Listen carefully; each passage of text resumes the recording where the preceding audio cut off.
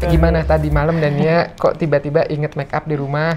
Di sini. Iya, soalnya kan kemarin kan udah photoshoot, terus aku harus public speaking. Jadi kayak aduh kayak terlalu banyak barang belum baju, belum ini itu harus aku bawa ke kelas gitu. Jadi ya udahlah aku kesini aja. Nah, kebetulan karena hari ini kita akan podcast Kang Viv untuk grafologi, jadi kayak aku kepikiran oh my god, makeup aku ternyata ada di Melati. Jadi aku jadi memang sengaja kesini dulu. Memang harus kesini dulu. Kayaknya harus podcast dulu sama Kamu podcast tentang apa? Nih, nah, jadi hari ini tuh Kang Viv kita akan ngobrol-ngobrol santai lagi tentang grafologi, tapi tentang grafologi rekrutmen, Kang Viv. Itu salah satu klien paling banyak itu adalah yang berhubungan sama rekrutmen. Nah, ya ini karena Kang Viv ya kalau misalkan kita kita ulik-ulik lagi tentang rekrutmen karena banyak banget Kang Viv kasus-kasus, nggak kasus sih sebenarnya ya, tapi kayak banyak banget dari di Twitter atau misalnya di sosial media lainnya kayak banyak yang cerita nih Kang Viv nih curhat-curhat kayak aduh kok aku tuh kayaknya nggak cocok deh di posisi ini gitu kan, kayaknya aku tuh ini bukan passion aku misalnya kayak gitu kan, ternyata banyak banget nih Kang Afif. Nah, jadi kita mau bahas nih tentang grafologi rekrutmen biar orang ini tuh cocoknya di mana sih gitu, dan ini tuh cocok nggak sih di posisi tersebut gitu ya Kang Afif. Iya. Dan bisa dari dua sisi, satu dari pelamarnya gitu, ini cocok nggak sih buat sayanya gitu. Nah, Yang kedua dari perusahaannya, jadi dia cocoknya nih untuk kerja di posisi ini gitu kan gitu, dari dua sudut pandang. Nah, iya. Nah, tapi kalau misalkan sebelumnya itu iya sih benar kata Kang Afif. Tapi kalau dari segi si pelamarnya itu sendiri harusnya lebih lihat juga ya job desk-nya apakah dia tuh cocok. Tapi berarti dia pun juga harus tahu pribadinya juga kayak gimana ya Kang Afif ya? Iya, betul. Nah, biasanya tuh gini. Jadi ada dua. Ada kan kalau klien grafologi itu memang paling banyak itu rekrutmen. Oh iya. Yang kedua adalah penjurusan. Nah ini tuh pendekatannya berbeda. Pendekatan berbeda tuh gini.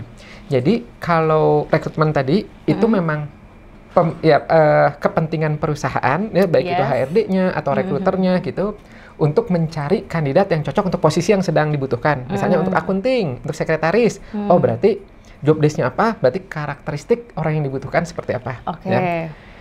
Yang kedua adalah dari sudut si pelamarnya. Nah, kalau pelamarnya itu paling banyak biasanya atas nama penjurusan.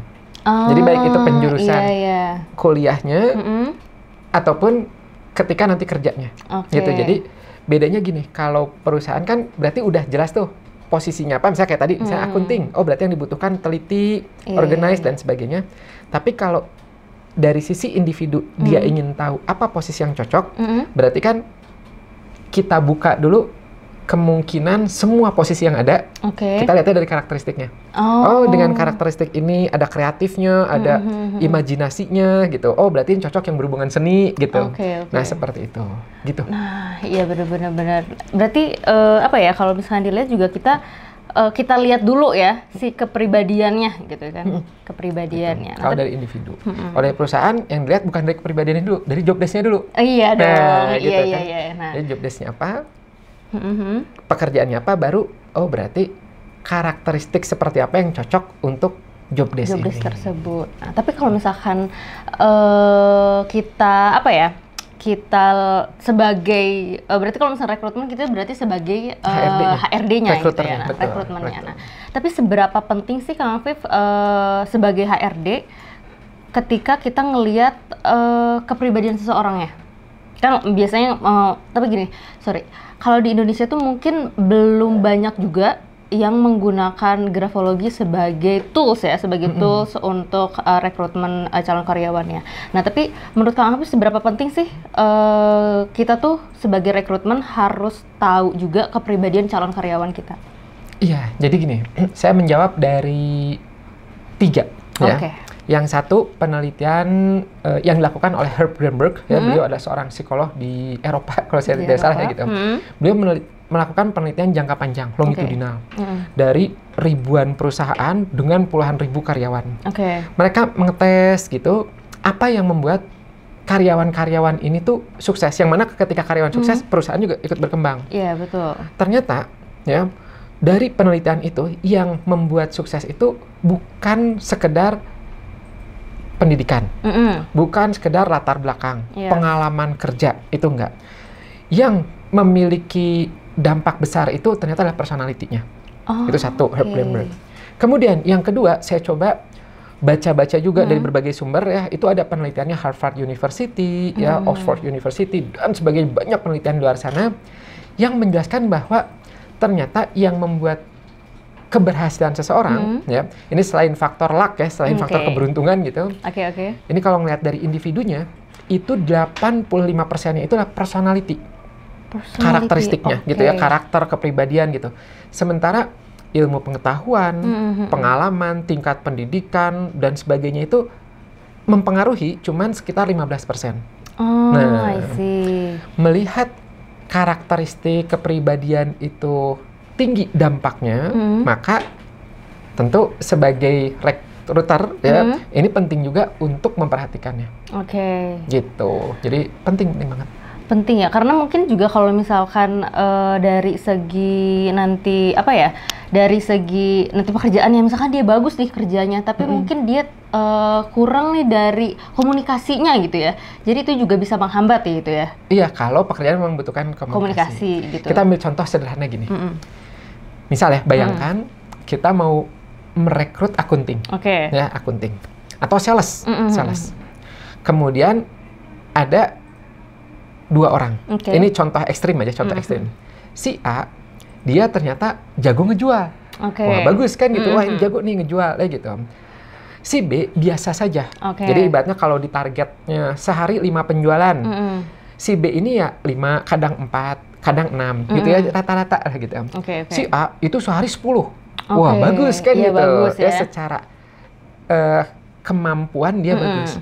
Tapi ternyata waktu pas dilihat lebih lanjut ya, sebulan gitu masa probation, si A ini yang tadi 10 gitu, itu dia ketika ngejual tuh ngancem. Udah gitu ketika di kantor dia suka nelipin uang. Udah gitu suka ngegoda yang lain. Suka nyabet yang ini lagi udah mau prospek misalnya, sama dia diiniin. Jadi mainnya tuh main tikung belakang. Bahkan ketika dikasih tahu, nanti kita ada rapat ya, dia semaunya sendiri. Gitu. Sementara si B dia dapatnya 4, 5, 6, 5 gitu rata-rata. Tapi ketika menghadapi orang dia sopan santun. Ketika yuk ada rapat kita diskusi, dia proaktif gitu ya. Dia enaken sama lingkungannya tuh, memberi dampak positif. Nah, pertanyaannya sebagai misalnya dan dia mau ngerekrut, mendingan A penjualnya bagus loh, 10 tapi karakternya gitu, atau si B nggak apa-apa deh, pas-pasan tapi enakin. Nah, kebayangnya akan siapa? Yang pasti yang B ya? Yang B, kan gitu. Nah, jadi ternyata bukan sekedar skill aja. Sayangnya, rata-rata terutama pemula, ya gitu, mau ngerekrut, misal contoh kan rekrutmen mah, jangan bayangkan hanya perusahaan besar yang butuh. Ya kan gitu. Ibu-ibu rumah tangga aja butuh. Misalnya pembantu ya gitu, babysitter, pembantu, asisten rumah tangga, itu aja kan sebenarnya harus tahu tuh karakternya. Atau misalnya buka warung nasi, pengen ada rekrutnya, ada bagian dapurnya, nah itu kan kayak UMKM gitu kan, itu juga ada proses rekrutmen, teamwork gitu.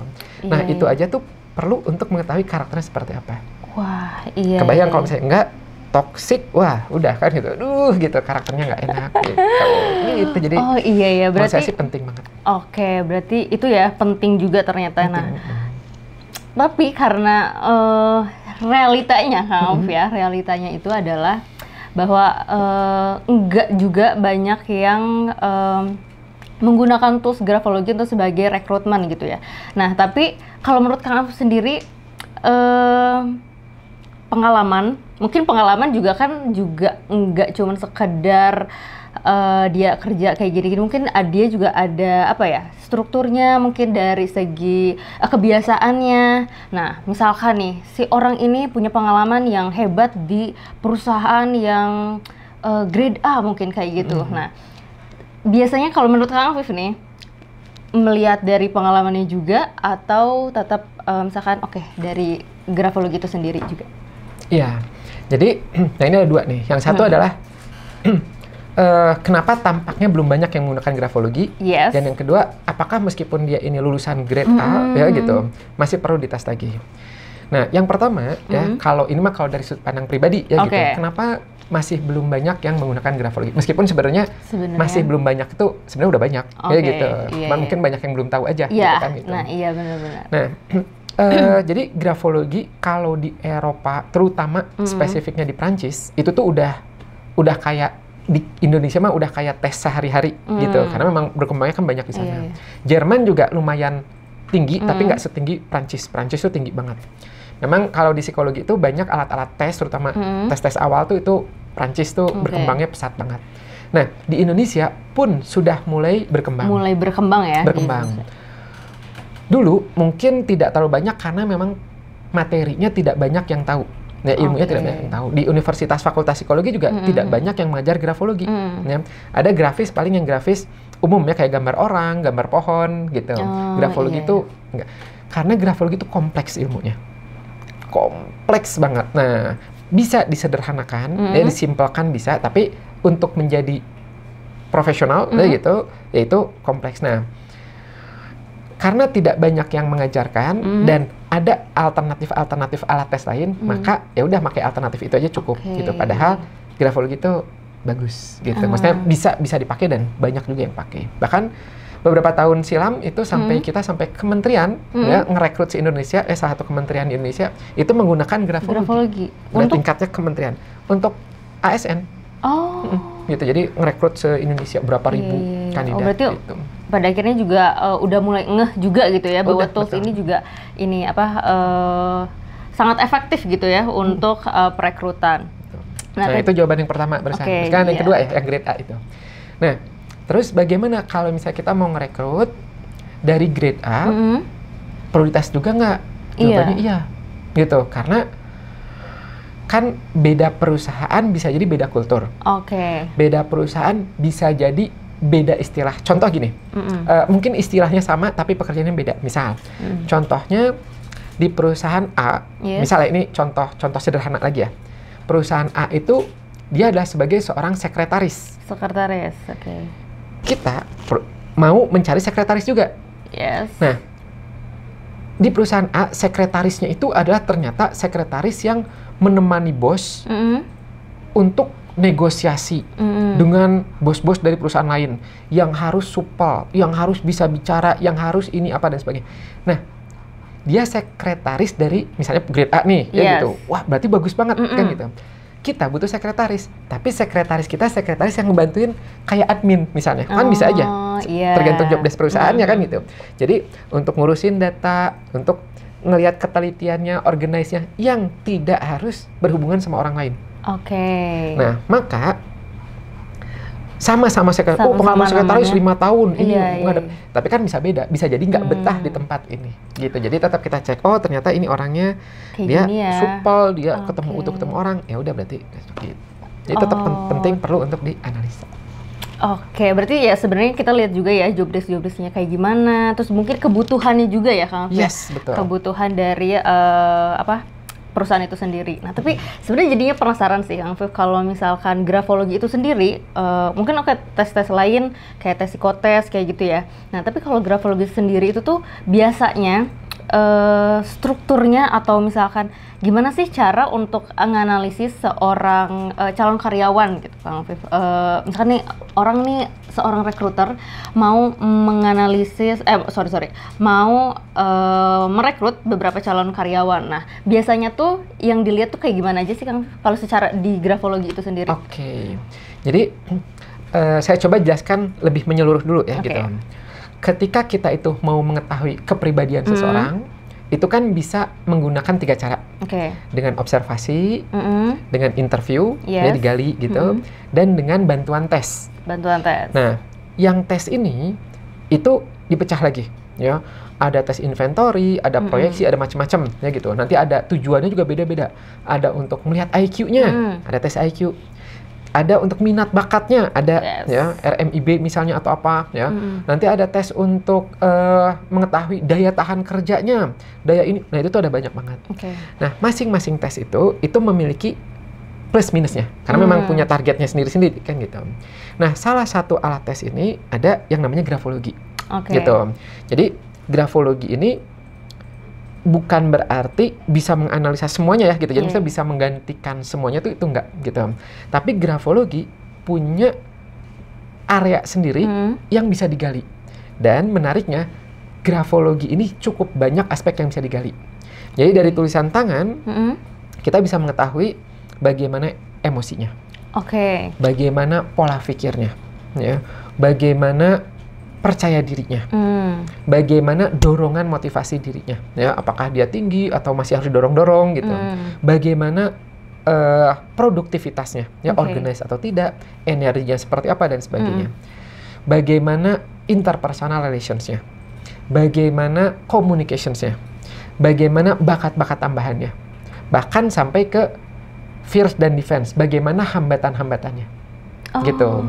Nah biasanya ini nih udah termasuk banyak banget. Ya, 10 aspek tuh udah banyak banget. Itu udah bisa menggambarkan orangnya seperti apa, cocoknya kemana, yang perlu dihindari apa, itu udah cocok. Makanya meskipun grafologi kelihatannya satu dibandingkan tadi banyak itu, tapi satunya nih udah berbobot banget. Iya, ketika tadi Kang Afif ngejelasin 10 itu juga kayak, wah ini tuh maksudnya udah sangat menjelaskan seseorang itu ya Kang Afif. Itu melalui grafologi. Oke. Lanjut Kang Afif. Nah gitu, jadi makanya ada yang ketika tes nih ya gitu, dan masing-masing ada plus minusnya, ada hambatan-hambatannya. Contoh misalnya tes IQ, tes grafis gambar orang, gambar pohon, itu harus diobservasi langsung, ada timer khususnya ya. Sementara grafologi enggak, lebih bebas, proyeksi yang rada bebas, bisa dilakukan jarak jauh. Jadi misalnya perusahaannya ada di Jakarta, kitanya ada di Bandung misalnya, ya. Nah itu bisa, ya silahkan tulis selama instruksinya jelas ya gitu. Nanti minta tolong HRD-nya atau kita langsung ngasih instruksi, ya silahkan menulis seperti ini apa dan sebagainya. Udah gitu nanti tulisannya dikirim atau di scan gitu. Dan itu pun lebih fleksibel juga ya. Lebih fleksibel, gitu. Sama untuk ibaratnya nggak hanya rekrutmen aja, untuk penjurusan juga bisa tuh jarak jauh gitu. Iya benar-benar. Nah berkaitan sama rekrutmen, udah misalnya nih. Ada yang belajar grafologi sampai certified, ya gitu. Kemudian udah dia bisa bekerjanya dimanapun, mau di rumahnya, ada di Malang misalnya, mau di kos-kosannya, misalnya kos-kosannya ada di Surabaya, mau sambil dalam perjalanan ya ke Bandung misalnya, mau ada di Papua, mau ada di mana. Sementara kliennya ada di Jakarta, ada di mana, itu bisa, ya. Jarak jauh, terus udah gitu. Sudah ya bisa membantu bukan hanya satu perusahaan aja, tapi bisa banyak. Dan luas ya kan, lebih luas lagi gitu ya. Oke. Nah balik lagi ke yang grafologi tadi. Nah biasanya dari prosedur untuk grafologi itu sendiri, misalkan nih apa sih yang dilihat ketika seorang rekrutmen untuk menganalisis grafologi gitu. Misalkan ketika aku mau ngerekrut calon karyawan, nah kira-kira ada prosedurnya, apa yang dilihat gitu, misalkan dari tulisan tangannya. Oke, jadi kalau untuk dari prosedur menulisnya itu ada ya, jadi ada instruksinya, kertasnya misalnya A4 polos ya, pakai pulpen. Nah itu instruksinya tuh ada. Meskipun grafologi itu termasuk salah satu tes yang paling customize instruksinya.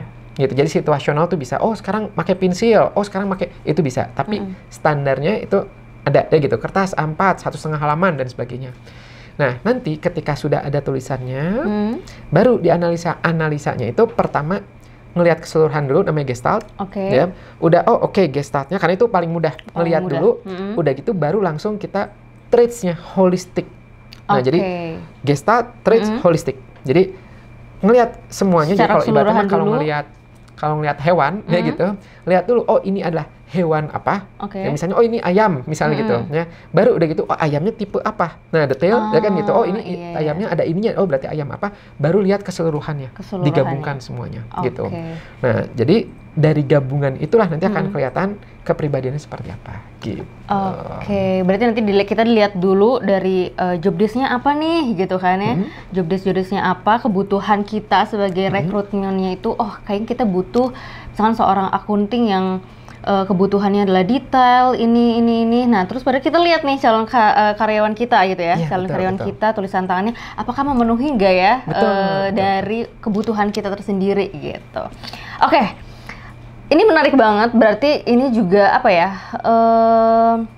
membantu sekali juga, yang sangat-sangat membantu sekali perusahaan itu ketika untuk mendapatkan karyawan yang tepat ya Kang Afif ya? Yes, the right man and right place. Iya, benar banget. Nah jadi nggak cuma sekedar dia cocok nih sama posisi ini, tapi juga dia karena kepribadian itu sendiri juga sebenarnya penting juga, karena kita tuh saling kerjasama gitu ya Kang. Di perusahaan tuh nggak cuman individual, nggak gitu. cuman teamwork, terus juga cara komunikasi kali ya Kang Afif dan yang lain-lainnya. Nah ini sebenarnya menarik banget karena juga penting sekali ya ternyata grafologi ini untuk rekrutmen gitu. Nah iya benar, jadi betul banget yang Dania sampaikan. Jadi kalau dalam prosesnya itu ngerekrut tuh nanti dari job desk-nya dulu. Job desk-nya seperti apa, berarti karakteristik yang dibutuhkan apa saja, baru kandidat ini, tulisan kandidat ini itu dilihat nih, cocok nggak nih gitu.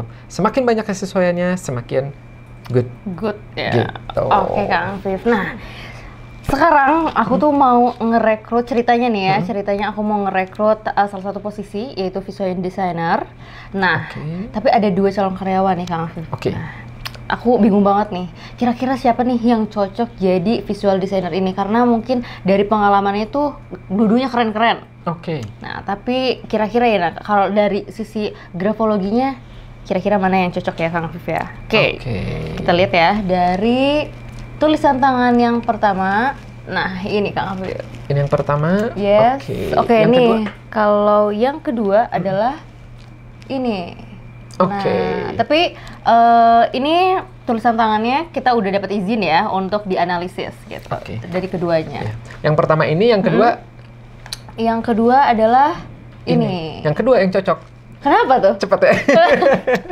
Wah. Enak kalau udah grafologinya mahir. Jadi gini. Yang pertama. Pertama gini, kita mundur 1 step dulu. Tadi kebutuhannya itu kan visual designer. Ini secara umum ya, visual designer secara umum. Biasa kan berarti yang dibutuhkan tuh apa sih? Nah, kita petakan dulu. Jadi sebenarnya sebelum ngelihat tulisan tangannya, kita harus petakan dulu tuh. Visual designer. Visual designer tuh berarti kurang lebih apa? Oh, imajinasinya harus ada. Kreativitinya harus ada. Kemudian nanti diikuti lagi dengan aspek-aspek lainnya, pendukungnya. Kan yang pentingnya 2 itu tadi. Nah, jadi waktu pas tadi pertama itu disampaikan visual designer, nah langkah pertama itu kan hipotesis dulu tuh. Oh visual designer secara umum tuh apa sih gitu. Imajinasi, kreatif ya kan gitu. Ya, harus kreatif. Terus, ya Kang Afif ya. Nah udah gitu baru nanti tanda-tanda lainnya itu mensupport ya kan gitu. Misalnya oh ternyata ada optimis, semangat misalnya dan sebagainya, pola pikirnya seperti apa gitu. Nah maka si 2 itu ya itu menjadi esensial. Jadi kalau dalam rekrutmen tuh ada poin yang esensialnya apa, ada yang mensupportnya apa, ada yang mereduktifnya apa. I see. Gitu. Jadi ketika contoh misalnya ya, saya ambil contoh yang lain. Akunting, berarti yang esensialnya apa? Akunting detail, teliti gitu kan. Rapih, organize, misalnya gitu. Methodical, analitis misalnya gitu. Nah, esensialnya ini yang harus dilihat di awal. Gitu. Ketika ini ya dapat, yang lainnya tinggal ngikutin. Gitu. Kalau misalnya ini dapat tapi yang lainnya nggak bagus, ya udah nggak direkomendasikan. Yang ininya bagus, yang esensialnya dapat bagus, supportnya mendukung, berarti direkomendasikan. Gitu. Ada yang esensialnya nggak dapat, tapi karakternya bagus, ya itu juga tidak direkomendasikan. Jadi karena emang faktor utamanya nggak dapat gitu. Bisa sih, tapi nanti akan banyak tapinya gitu. Bisa sih akunting misalnya harus detail, sementara orang ini nggak detail. Bisa sih akunting tapi harus banyak cross check, tapi harus gitu. Malah jadi nanti takutnya nggak efektif ya pas kerjanya. Gitu, oleh karena itu pas tadi visual designer dan contohnya itu ada 2. Ini jujur ya, ini baru ngelihat nih ya, tulisannya ini baru ngelihat ya gitu. Nah, ini kalau kita ngelihat yang tulisan pertama ya, mungkin ini ya, yang pertama. Ini tipenya itu yang mencolok itu adalah metodicalnya tinggi, metodisnya tinggi. Oke, kalau misalkan lihat metodical itu dari mana sih Kang? Dari huruf M dan N yang bulat-bulat. Membulat ya, gitu. Oke. Oh ini banyak ya, dari huruf N, M-nya di atasnya itu membulat ya. Membulat atasnya, ya? betul.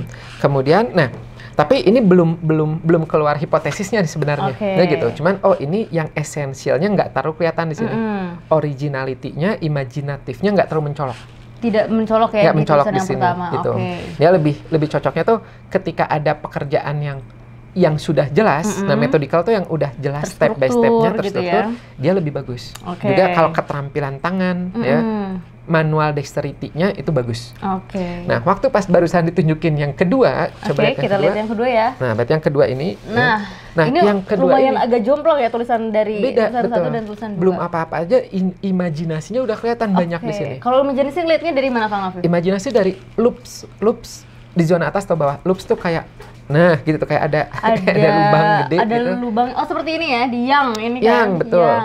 Ya, di bawah juga ada nih ya, saya gitu. Jadi Y, G, J loopsnya itu besar. Itu potensi imajinasi. Terus baru dilihat originality-nya ada nggak? Kalau udah ada imajinasi, ada original, kreatifnya muncul. Kalau originality, sorry Kang Afif, lihatnya tandanya dari mana? Original itu tanda-tanda yang unik yang keluar dari copybook. Jadi maksudnya gini. Gimana tuh? Kan kita punya standar penulisan, A seperti ini, M seperti ini, G seperti ini, gitu. Sambungan tuh seperti apa. Nah, ketika ada perubahan, maka itu udah dapat original. Cuma nanti ada original, ada lagi original positif, original negatif, gitu. Original negatif itu berarti merusak, original positif itu berarti bagus. Perbedaannya Kang Afif? Kayak contoh gini, tulisan yang, tapi tulisnya berantakan, nggak jelas. Berarti kan keluar dari aturan, tapi jadinya jelek. Bukan jadi malah originalnya ya nggak ngikutin aturannya, nggak bagus. Tapi ketika nulis yang misal, kemudian G-nya itu jadi kayak angka 8. Nah, angka 8 itu kan original, sesuatu. Harusnya kan G mah bulat, turun, naik. Nah, dia menjadi kayak angka 8 gitu, original, dan originalnya positif maknanya karena membuat dia cepat mengalir, fluid gitu ya? Namanya fleksibel. Nah, itu adalah originalnya positif gitu. Nah, ini ya sebenarnya nggak terlalu kelihatan langsung, cuman ada imajinasi dan barusan kebetulan banget ngelihat dari mana? Nih sangat pas dapatnya itu tek. Nah gitu ya, jadi dia mengalir ya, mengalir ya, gitu tek. Nah langsung dari situ udah langsung ini mah udah tipenya dapat kreativitinya gitu. Jadi ketika dibandingkan dengan yang tadi, ya belum apa-apa, ini udah kelihatan esensialnya dapat. Nah, tapi apakah berarti sama dengan langsung rekrut ini? Belum tentu. Karena kan ini baru yang sepintas. Lihat nanti dalamnya. Oh, ternyata misalnya gitu. Oh, ternyata ini mah suka nunda-nunda. Oh, ternyata ini mah agresif ini. Ya berarti nggak direkomendasikan. Meskipun dia ada potensinya bagus gitu, tapi yang tadi ada wanti-wanti, betul. Nah, itu baru detailsnya. Nah, itu butuh waktu kalau di situ. Betul-betul harus dilihat gitu. Terus ada apa lagi nih Kang Afif di yang tulisan pertama nih? Ya, nah kalau yang pertama, tapi sebelum lanjutin yang pertama, jadi ini membantu banget terutama perusahaan yang suka bikin job fair. Job fair, benar. Kan kebayang ya gitu, ketika buka lowongan kerja itu kan sehari itu bukan 10-20 yang daftar, bisa 100-200 bahkan ada ribuan. Dulu saya pernah tahun 2000-an ya gitu, itu buka job fair di Jakarta dulu, itu sampai berdus-dus. Kita harus memfilter. Nah, dengan grafologi enak banget. Kita tinggal minta, pokoknya salah satu syaratnya selain CV dan sebagainya tulisan tangan. Jadi kita udah tahu, posisinya apa, berarti yang esensialnya apa. Misal contohnya gini, dibutuhkan kita untuk manajer apa, misalnya manajer marketing. Manajerial berarti PD-nya minimal medium ke atas, ya kan gitu. PD-nya harus ada dong gitu. Kemudian misalnya ada komunikasi, ada sosial. Maka enak, belum apa-apa yang kelihatan PD-nya rendah, udah langsung kita filtering. Oh ini nggak cocok, ini nggak cocok. Jadi dari yang 1000 itu lumayan lah gitu, bisa memfilter berapa ratusnya gitu, baru di situ yang lebih dalamnya. Gitu. Itu cepet banget tuh, enak banget. Iya, tapi ketika tadi Kang Afif ceritain bahwa ini takutnya dia menunda-nunda atau kayak gimana, jadi kebayang juga ya sebenarnya Kang Afif ketika enggak cuman kebayangnya itu adalah wah dia dari lulusan ini misalkan, atau dia punya pengalaman dari sini, tapi ketika eksekusi pekerjaannya nanti pun jadinya kebayang ya Kang, apakah betul. dia tuh bakal gercep atau misalkan sat atau misalkan wah ini kayaknya yang tadi kata Kang harus menunda-nunda, atau misalkan dia harus terstruktur gitu kan, pekerjaannya yang terstruktur. Wah, oke Kang Afif, kira ada apa lagi nih yang menarik dari tulisan yang pertama? Yang pertama ini ya, ini saya ngeliat yang lebih jelasnya ya, ini kan ada tadi metodis, ini kan gitu, metodikal. Kemudian kalau kita ngeliat dari jauh dulu nih ya, supaya kelihatan dari jauh juga, ini kertasnya ya, ini nih marginnya tuh kiri. Tapi jadi kalau kita lihat kirinya tuh lebih rapat dibandingkan sisi kanan, karena rada jauh. Ya. Nah, kiri itu banyak maknanya, seperti misalnya hati-hati, atau zona nyaman, atau lebih butuh aturan gitu ya, lebih ke self oriented. Sebaliknya kalau kanan itu lebih ke sosial, ke masa depan, ke progresif gitu. Nah, melihat ini tipe kiri ya, kemudian tadi metodikalnya, maka bagus untuk aktivitas yang berhubungan, kalau misalnya ke seni ya, berarti seninya adalah seni-seni yang keterampilan yang dia bisa punya waktu untuk mengerjakan itu sendiri. Gitu. Itulah yang ini nih gitu. Nah, tapi sorry, kalau misalkan visual designer untuk perusahaan tuh kan biasanya suka ada target tertentu, Kang. Maksudnya dia apakah dia bisa, kan kalau tadi kata Kang Afif harus punya waktu. Nah, apakah dari tulisan 1 atau 2 yang bisa yang bisa memungkinkan untuk kayaknya kita tuh lagi banyak event nih, kayaknya butuh desain gitu kan, jadi yang perlu gercep juga yang kayak tapi nggak banyak revisi gitu Kang Afif. Iya, sama, jadi gini, nah sama nih, berarti cara pandang kita itu adalah kita uraikan kebutuhan itu ke dalam, berarti traits apa yang dibutuhkan. Berarti kan kalau tadi tuh dibutuhkan apa? Tulisannya rada cepat juga, karena itu menggambarkan tempo tubuh. Ya. Kemudian kalau bisa tulisannya itu ada fluidity, fleksibelnya, jadi nggak kaku. Ada perubahan ini, ada ini, ada itu gitu. Kalau fleksibel itu biasanya tandanya apa Kang Afif? Macam-macam, bisa dari kayak tadi misalnya huruf G yang jadi angka 8. Itu atau misalnya fleksibel. Dari huruf, misalnya nulis tempat T ke E, itu kan kalau normalnya nyambung tuh T garis ke bawah nyambung ke huruf E. Ya. Nah, ketika diubah menjadi garis, kemudian barnya, yang stripnya itu nyambung ke E, itu kan fluid juga. Itu contohnya. Gitu. Berarti tanda dari fluidity itu bisa dari bentuk huruf yang berubah, mengalir, bisa dari sambungannya. Bisa juga dari tulisan yang tidak terlalu kaku. Jadi yang kan ada orang yang nulis tuh kayak di print. Yang copybook gitu. Copybook yang nggak tahu, pernah nggak ngelihat tulisan waktu kuliah, temen waktu kuliah itu yang tulisannya saking rapihnya tuh kayak di print. Itu nulis atau mau print sih? Iya, benar-benar pernah lihat. Rapi banget. Iya. Nah, itu kan berarti sangat organized banget. Biasanya orang-orang seperti itu positifnya adalah kalau yang organized, yang keteraturan itu bagus. Tapi ketika tadi harus cepat, harus berubah, harus ada permintaan klien kayak gini, tiba-tiba harus ke lapangan, nah itu kurang cocok. Gitu. Nah itu contohnya. Terus udah gitu apalagi? Tadi berarti kan harus cepat, juga ada kemungkinan di lapangan. Nah di lapangan tuh berarti energinya pun harus mensupport. Jangan yang mudah lah. Nah energi itu kelihatan dari tekanan. Jadi diraba gitu ya. Dari kertas tulisan tangannya ya? Dari tulisan tangannya gitu. Diraba. Bukan orang yang diraba. Tulisannya diraba gitu kan gitu. Ada nggak nih? Biasanya kalau ditekan itu dia ada jejaknya. Jejaknya. Apalagi karena aku pernah ngeliat juga saat lagi nulis terus mungkin di bawahnya tuh ada kertas-kertas lagi. Jadi ketika dia nulis di halaman pertama, halaman keduanya tuh jadi ada jejaknya gitu ya. Iya, betul. Itu ada juga termasuk gitu. Nah, iya. Nah, tapi nanti itu ada aturannya lagi ya. Jadi kertasnya berapa gram gitu, pulpennya berapa gram gitu, alasnya seperti apa. Karena kan ngaruh tuh semua. Nah, tapi minimal itu menjadi pertimbangan. Energinya kuat gitu. Ya udah di lapangan ini bisa, nggak mudah capek, nggak mudah drop. Tapi kalau misalnya tipis banget, ya, yang nulis juga nggak kelihatan gitu. Di sini juga diraba-raba nggak ada. Ya. Apalagi kalau pakai pensil ya Kang ya. Pensil terus yang lebih tipis lagi gitu kan. Nah, maka ketika ada kekhawatiran ketika dia itu harus bekerja fisik di lapangan, takutnya mudah capek. Atau nanti ya kalaupun tetap ya harus banyak istirahat, atau dibantu sama suplemen-suplemen gitu, vitamin-vitamin. Wah, ternyata kan sayang gitu. Apa ya, maksudnya sedetail itu ya, itu, grafologi. Oke. Nah, secara produktivitasnya Kang Afif? Nah, berarti kalau misalnya kita lihat dari dua ini lagi, ya, dari yang satu dan yang kedua. Yes. Kalau untuk yang cocok lapangan, perubahan-perubahan, sama yang kedua lebih cocok. Kalau misalkan lapangan itu selain tekanan ada lagi nggak Kang? Ada. Tandanya? Zonanya tuh zona bawah. Zona tuh tulisan kan ada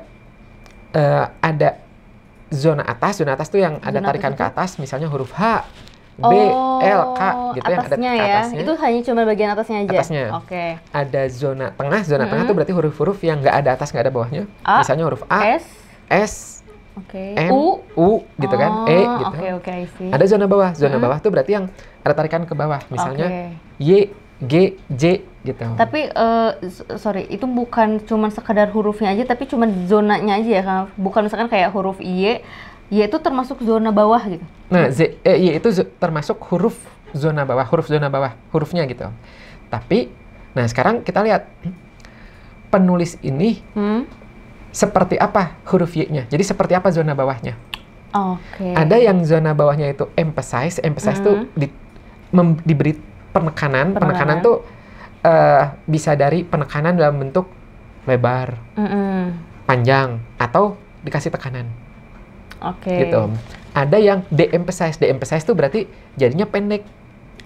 YGJ-nya tuh pendek, kecil gitu. Dia nggak punya ekor ke bawah gitu ya? Iya, betul. Gitu. Nah, di sini kelihatan. Tadi kan kayak saya di bawah kanan itu kan gede banget tuh. Nah, gitu. Berarti kalau P itu termasuk zona bawah juga nggak, Kang Afif? P itu termasuk zona bawah. Bisa masuk zona bawah, tapi P, Q, dan F itu suka dipisahkan. Maknanya tuh ada lagi yang lebih kompleks lagi gitu, sama-sama zona bawah. Biasanya yang dilihat tuh lebih banyak Y, G, J. Nanti P, F itu ada lagi, tapi beda bahasannya. Berarti yang ada tarikan ke bawahnya ya, si G. Nah, coba lihat yang satu. Nah, yang satu mana zona bawahnya? Nah, ini saya keluarga dibangun. Nah, itu kan tidak terlalu dominan, tidak terlalu emphasize. Yang satu ini lebih emphasize-nya malah di zona tengah. Ya kan kalau gitu. Zona tengah tuh biasanya gimana, Kang Afif? Nah, jadi kan kelihatan ya atasnya nggak terlalu panjang, bawahnya nggak terlalu panjang. Nah, zona tengah tuh lebih cocok memperkuat yang tadi, lebih cocok practical namanya, practical orientations. Lebih cocok dengan aktivitas here and now, apa yang ada di depan, ya gitu, yang keseharian, yang praktikal, nah itu lebih cocok. Oke. Nah, jadi ya kalau misalnya tadi nih perusahaan membutuhkan itu, sebenarnya bisa jadi merekrut dua-duanya. Bisa jadi ngerekrut dua-duanya. Tapi nanti tinggal puzzle-nya tuh disesuaikan tuh sesuai dengan posisinya. Contoh gini, yang tulisan kedua, dia misalnya bagian desain visual ya. Misalnya desain visualnya termasuk yang ke lapangan, misalnya harus betul ketemu klien ini apa dan sebagainya. Yang pertama, yang bagian misalnya adminnya ya, atau yang sudah yang mengerjakan apakah itu nanti mengedit dari yang sudah adanya, ya gitu.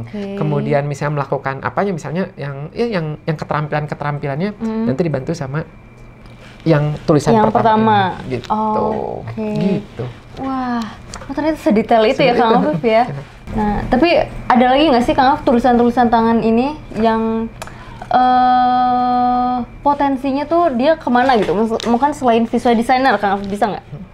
Bisa. Nah, biasanya kalau itu dipakainya untuk kayak penjurusan. Gitu. Jadi tulisan ini kemana nih? Nah, kalau itu kita membuka peluang semua jurusan, semua profesi, tinggal dicari yang sesuai karakternya. Sesuai karakternya gitu. Itu kompleks lagi nanti. Maksudnya banyak kita yang lihat. Oh, ini ternyata ada analitisnya, ada investigatifnya, ada brand management-nya, ada ininya. Nah, itu baru berarti apa aja nih yang cocok gitu. Wah. Ternyata nah, mungkin nanti kayaknya bisa jadi topik menarik tuh untuk berikutnya. Penjurusan ya? Penjurusan. Cocok banget Kang Afif. Nah ini ternyata aku juga kebayang kenapa seberapa pentingnya grafologi untuk rekrutmen, karena nggak cuma sekedar CV-nya aja, pengalamannya aja, juga cuma sekedar juga dia jurusannya apa ya kuliahnya, tapi nanti untuk cara kerjanya kayak gimana, jadi kita kebayang ya gitu nanti kerjanya tuh seperti apa. Nah tapi kalau misalkan HRD tersendiri atau si rekruter itu sendiri untuk bisa belajar grafologi tuh apakah basic, cuma sekadar basic aja itu masih oke, atau misalkan harus yang bersertifikasi, Kang? Ya, memang kalau rekomendasi itu yang sertifikasi. Ya, karena di sertifikasi itu benar-benar belajar bukan sekedar tanda, oh ini tuh apa, tanda apa gitu. Tapi belajar dinamika kepribadian itu penting banget. Ya. Ini ketemu ini jadinya apa, ini ketemu ini apa. Kemudian kalau di sertifikasi itu belajar juga scoring-scoringnya. Jadi mau diperiksa oleh saya, oleh si A, oleh si B, oleh Mbak Dania, ya oleh yang lain, itu ya sama nanti seperti apa. Karena ada scoringnya.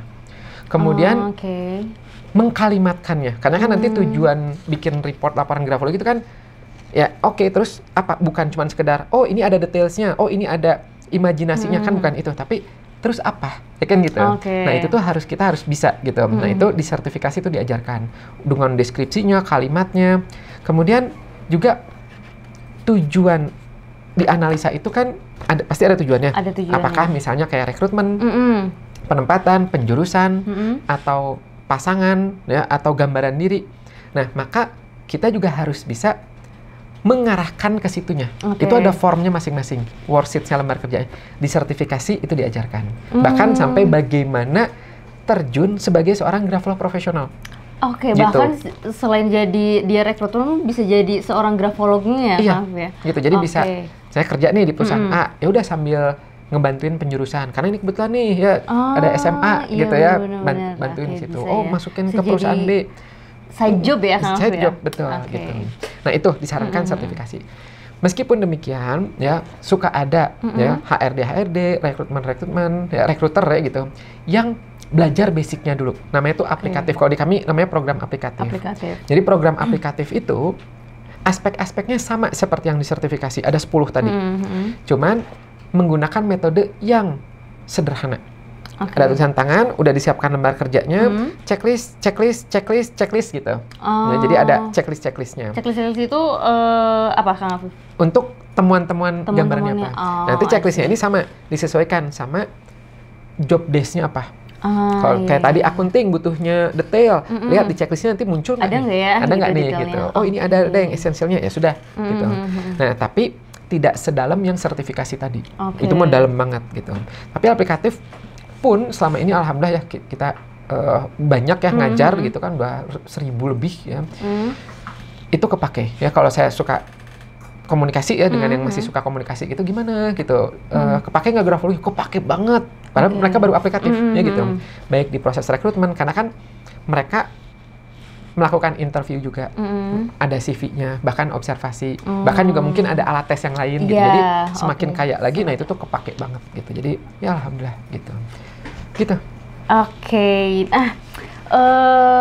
Jadi kalau misalkan sebenarnya nggak apa-apa ya untuk, maksudnya nggak masalah untuk aplikatif gitu ya, untuk belajar grafologi di kelas aplikatif dulu juga nggak apa-apa, tapi lebih baiknya bisa di yang bersertifikasi ya, Kang Afif ya, agar menjadi grafolog betulan. Dia menjadi grafolog betulan. Karena kalau aplikatif bukan grafolog, belum. Kalau misalkan aplikatif itu belum bisa disebut grafolog ya, Kang Afif ya. Nah, nanti untuk mempermudah teman-teman mau yang siapa tahu yang kira-kira mau nih jadi ikutan nih, karena wah ternyata ini bermanfaat banget ya untuk rekrutmen. Nanti linknya agar mempermudah teman-teman, linknya akan dimasukin di deskripsi. Jadi nanti ada yang aplikatif dan apa kalau disebut yang bersertifikasi, Kang Afif? Itu program komprehensif. Komprehensif itu artinya menyeluruh. Itu yang lebih gelarnya ada CHA. Ada gelarnya juga ya, Kang Afif? Certified Handwriting Analyst. Wah, ini ternyata kita ngebahas tentang grafologi rekrutmen ini sangat bermanfaat banget ya, Kang Afif, sangat berinsight banget, karena nggak cuman, jadi kita kebayang nggak cuman sekedar ngelihat CV, nggak, ternyata dan pentingnya juga ya untuk mengetahui calon karyawan itu kepribadiannya itu gitu. Karena nanti bisa berpengaruh dari perusahaan itu sendiri, dari pekerjaannya dia, bagaimana bekerjanya nanti. Nah, tapi Kang Afif, fakta yang menariknya dari hipotesis Kang Afif, karena tadi kan Kang Afif bilang, nih, yang kedua dia adalah hipotesis kalian ini yang lebih cocok ya, jadi visual designer. Oke, karena tadi kita lihat dari imajinasinya, originality-nya, kreativitasnya. Nah, tapi ternyata apa coba Kang Afif? Tulisan yang kedua ini kita lihat, ini sorry karena kita kita sensor ya nama dan tanda tangannya, takutnya kita menjaga privasi juga. Nah, ternyata yang kedua ini kita lihat ya, dia memang seorang visual designer. Luar biasa sekali, luar biasa. Kan? Wah, ternyata benar-benar kelihatan banget ya. Nah, ini dia seorang visual designer. Nah, tapi yang kedua itu ternyata adalah yang pertama tulisan yang pertama itu adalah seorang editor. Hampir selalu macet di Melati saya magang sebagai editor. Nah, mungkin editor lebih cocok berarti ya. Bener kan? Editor, tuh kan bener kan, dua-duanya diterima. Dua-dua diterima, ya kan, gitu. tapi mungkin yang satu visual itunya, yang satu editnya, bagian satu adalah meng-create-nya ya. Tulisan yang kedua adalah orang yang meng-create. Iya. Meng-create-nya. Nah, yang kedua adalah tadi yang kata Kang bilang mungkin bantu-bantu untuk. Iya, tuh kan. Wah, luar biasa. Keren, kan? Luar biasa. Oh ya, ini ngomong-ngomong untuk teman-teman di sana juga kalau ada yang mau dianalisa bisa boleh ya, boleh. Boleh gitu. Jadi model-model seperti ini ya gitu. Jadi nanti diumpetin dulu ya, nanti biar langsung seperti apa. Betul banget. Nah, teman-teman kalau misalnya ada yang mau dianalisa nih tulisan tangannya langsung sama Kang Afif, boleh DM aja di Instagramnya grafologi_indo. Nah, nanti DM aja nih, Kak aku mau dong dianalisis. Nanti pokoknya tulisan yang siapa cepat nanti siapa dapat. Nanti dan tulis juga untuk apa ya, misalnya ini untuk penjurusan atau aku tuh ternyata, nah kadang-kadang juga ada orang yang aku tuh sebenarnya bakatnya tuh di mana ya. Nah, boleh banget ya. Boleh banget, nanti DM aja di Instagramnya. Nanti kita analisa langsung sama Kang Afif. Yes, gitu. Wah, pas kan ini kan? Betul banget. Wah, hebat banget nih grafologi. Luar biasa. Oke. Ini terima kasih banget Kang Afif karena ilmunya sangat luar biasa sekali. Jadi kebayang nih pentingnya grafologi untuk rekrutmen. Oke, thank you semuanya yang udah pada nonton channel grafologi ini. Jangan lupa untuk like, subscribe, dan share juga karena kita akan sharing-sharing lagi ya tentang grafologi. Siapa tahu ini sangat bermanfaat buat teman-teman. Thank you. Sukses selalu, bye-bye.